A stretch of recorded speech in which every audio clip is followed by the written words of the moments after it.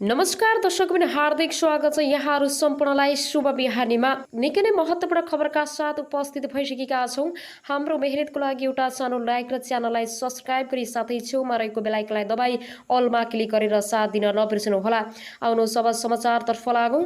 एका बिहानै मन्त्रीले घरमै गई वडा अध्यक्षलाई मर्ने गरी कुटेपछि आम जनता गएर हानाहान कुटाकुट भयो। यति ठुलो अपराध भइरहेको छ। यो भिडियोलाई अन्तिमसम्म हेर्न नबिर्सनुहोला। महाधिवेशन नजिकै आउँदै गर्दा सत्तारूढ नेपाली काङ्ग्रेस एकपछि अर्को विवादमा फस्दै गएको छ। पार्टी केन्द्रीय कार्यालय सानेपामा धर्नामा बसेकालाई मन्त्रीले कुटपिट गरेको भन्दै संस्थापन इतरहरू समूह विरोधमा उत्रिएको हो।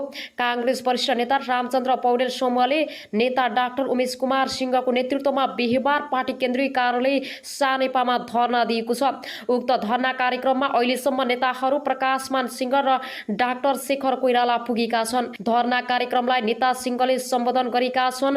अर्का नेता प्रकाशमान सिंह धर्ना कार्यक्रममा केही बेर समर्थन जनाएर फर्किएका छन्।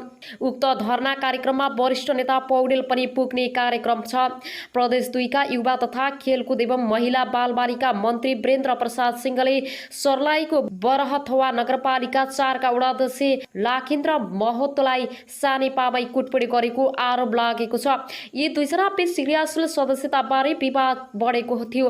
उक्त कुटपिटको भिडियो पनि भाइरल भएपछि काङ्ग्रेसका संस्थापन इतर नेता आक्रोशित छन्। सुरुमा भनाभन भएको केही बेरमै दुई पक्षबीच सानेपामै धकिलाधकिल र कुटाकुट भएको बताएको छ। नेता अमरेश सिंहको गृह जिल्ला सर्लाही क्षेत्र नम्बर 4 को क्रियाशील सदस्यता विवाद अझै मिलेको छैन। क्षेत्रीय सभापति राम आश्रय शाहले मन्त्री सिंहको निर्देशन मानेर अर्को पक्षलाई छुटाएपछि विवाद बढेको हो। अब आउनुहोस् अर्को समाचारतर्फ लागौँ। बादलको नाम लिँदै प्रचण्डले भने सम्झिँदा पनि एलर्जी हुन्छ। नेकपा माओवादी केन्द्रका अध्यक्ष पुष्पकमल दाहाल प्रचण्डले आउने निर्वाचनमा आफ्नो पार्टी 1 नम्बरको पार्टी हुने दावी गरेका छन्। वाइसिएल काभ्रेको 5 लाख नगर सम्मेलनलाई बिहिबार सम्बोधन गर्दै प्रचण्डले सबै पार्टी कमिटी वैधानिक ढङ्गले निर्माण गर्ने काम भइरहेको भन्दै त्यसै अनुसार अघि बढ्न कार्यकर्ताहरूलाई निर्देशन दिएका छन्। हेर्नुहोला, हामी 1 नम्बर भएर देखाउँछौँ, देखाउनै पर्छ। सबै जाग्ने हो भने त्यो टाढा छैन, प्रचण्डको भनाइ छ। उनले कहिलेकाहीँ कसैले मानिसहरूलाई निराश छन् भन्ने गरेको सुनेको भन्दै आफूले जनता निराश नभएको भनेर भन्ने गरेको बताएका छन्। मैले के भन्ने गरेको छु भने जनता त निराश छैनन्, जनता अलि वाक्क दिक्क भएका छन्। किनभने माओवादीका नेता कहाँ गए? सधैँ घरमा आउँथे, दुःख सुखका कुरा गर्थे, खेतीपाती पनि सघाउँथे भनेर निराश भएका छन्। आइदिए हुन्थ्यो भन्ने छ प्रचण्डको भनाइ छ। उनले टाठा बाठा र चुनाव जितेकाहरू बिग्रेको बताएका छन्। बिग्रेका भनेका टाठा बाठा र चुनाव जितेका धेरै छन्। मैले जसलाई धेरै ठुलो मन्त्री बनाए त्यही सबैभन्दा ठुलो भगौडा, त्यही धोकेबाज मन्त्री बनाएपछि ठिक्क हुन्छ जस्तो ठानियो, तर के को हुन्थ्यो?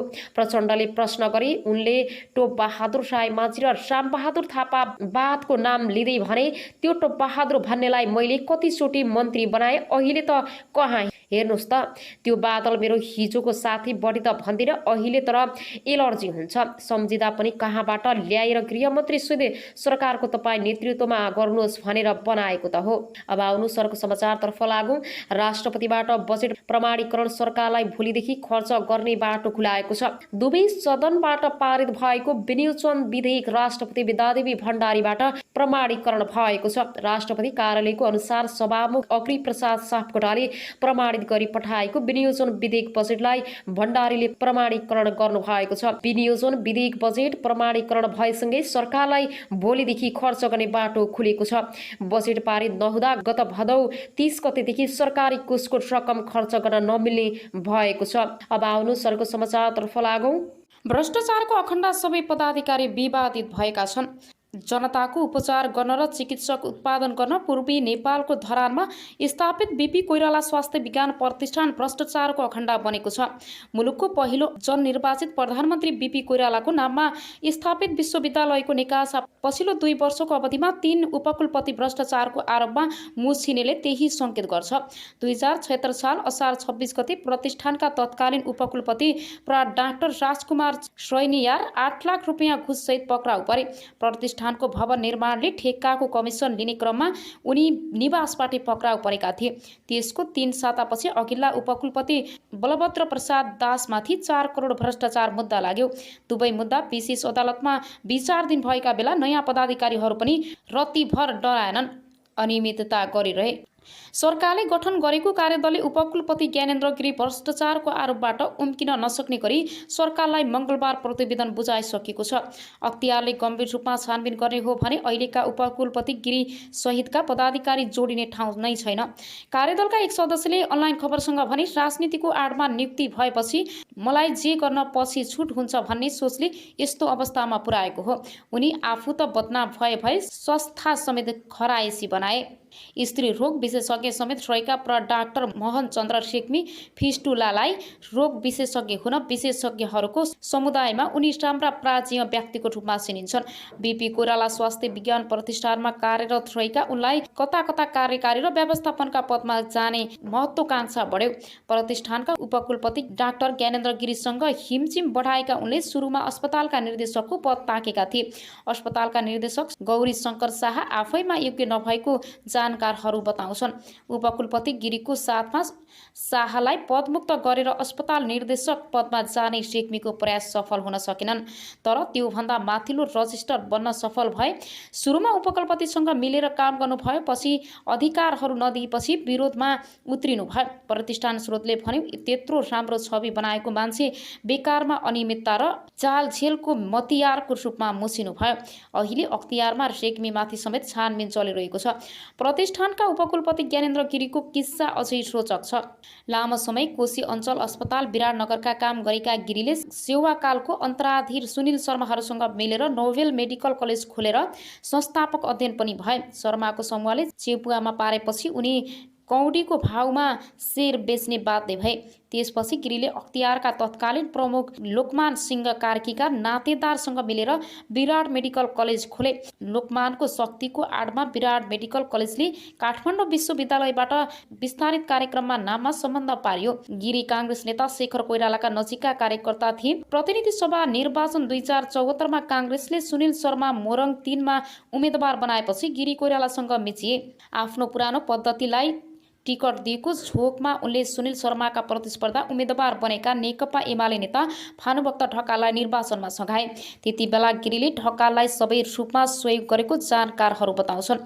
वाम गठबन्धनको सरकार बन्यो। तत्कालीन प्रधानमन्त्री केपी शर्मा ओलीले ढकाललाई 28 साउन 2074मा कानुन मन्त्री बनाए, तर 4 मङ्सिर 2076मा ढकाल स्वास्थ्यमा आएपछि चुनावमा गरेको सहयोगको गुण तिर्नै गिरीलाई प्रतिष्ठानको उपकुलपति बनाएका थिए। राजनीतिको आडमा पदमा पुगेका उपकुलपति गिरीले प्रतिष्ठानमा मनोमानी गर्न थाले। उनलाई कुनै शक्ति, प्राज्ञिक र आर्थिक अनुशासन जरुरी थिएन। आफ्नो समर्थन गर्ने ठानेर उनले विश्वविद्यालयमा कार्यरत डाक्टर महेश चन्द्र रेग्मीलाई रजिस्ट्रारमा नियुक्त गर्न स्वास्थ्य मन्त्री ढकाललाई सिफारिस गरे र नियुक्ति पनि दिए। उनी अहिले प्राध्यापक पद जबरजस्ती लिएको आरोपमा फँसेका छन्। प्रतिष्ठानमा कार्यरत आन्दोलनरत चिकित्सक तथा अध्ययन कार्यदलका सदस्यका अनुसार हाल बीपीमा रहेका सबै पदाधिकारीहरू विवादित बनेका छन्।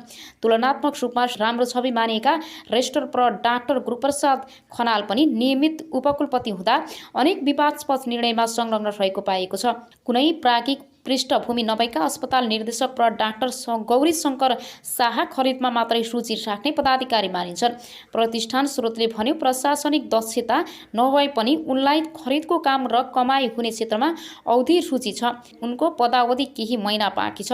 दलीय भागभण्डा र शक्तिको आडमा नियुक्ति हुनेहरूले मनोमानी गरेर संस्थालाई बिगार्ने काम गरे। प्रतिष्ठानको आन्दोलनरत सङ्घर्ष समितिका संयोजक डाक्टर एसपी सिमाल भन्छन् नियुक्ति गर्दा नै राजनीतिक स्वार्थमा पनि पदाधिकारी सिफारिस हुने गरेको छ।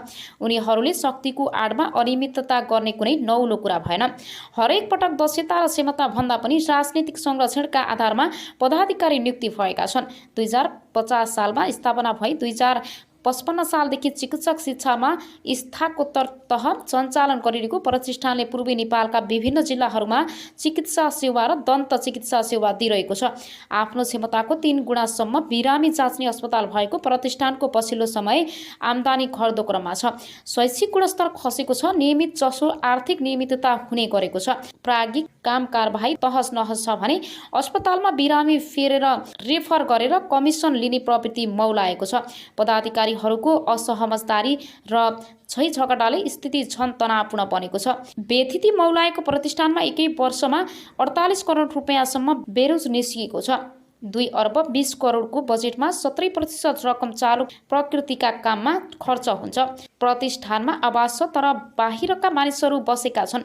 छात्रावास र कर्मचारी आवासमा पानी चुहिन्छ।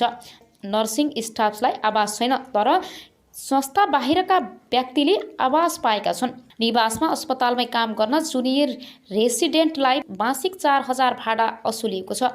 अहिलेका यी 4 पदाधिकारीले संस्थालाई बदनाम बनाएकोले तत्काल उनीहरूलाई बर्खास्त गरेर योग्य र समक्ष पदाधिकारी नियुक्त गर्नुपर्छ, एक सिनेटरले अनलाइन खबरसँग भने। नत्र आफै जनचेतनाको नाममा स्थापित स्वास्थ्य निकायको अवस्था बेहाल हुँदा सत्तारूढ दल मूक दर्शक हुने भयो।